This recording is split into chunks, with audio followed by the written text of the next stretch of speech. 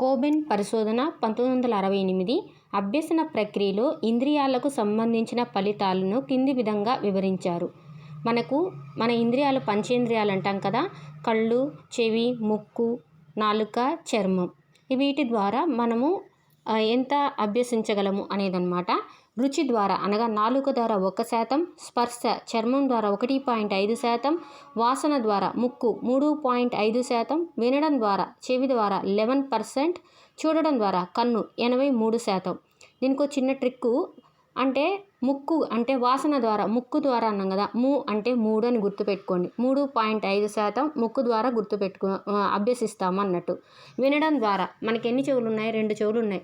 ముఖానికి ఈ పక్కో చెవి, ఈ పక్కో చెవి, 1 11%. వినడం ద్వారా 11% గుర్తుంటుంది. ఇంకా ఈ 2 వెళ్ళిపోయాయి. ఇంకా 3 ఉన్నాయి. ఉన్న 3లో ఫస్ట్ రుచి చూడడం ద్వారా నాలుక ఎంత ఉంది? 1 ఉంది, 1% గుర్తుంటుంది. చర్మము 1.5%, చూడడం ద్వారా కన్ను 83%.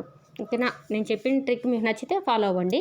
రుచి ద్వారా 1%, స్పర్శ ద్వారా 1.5%, వాసన ద్వారా 3.5%, వాసన అంటే ముక్కు ద్వారా 3.5%, వినడం ద్వారా చెవి 11%, చూడడం ద్వారా కన్ను 83%.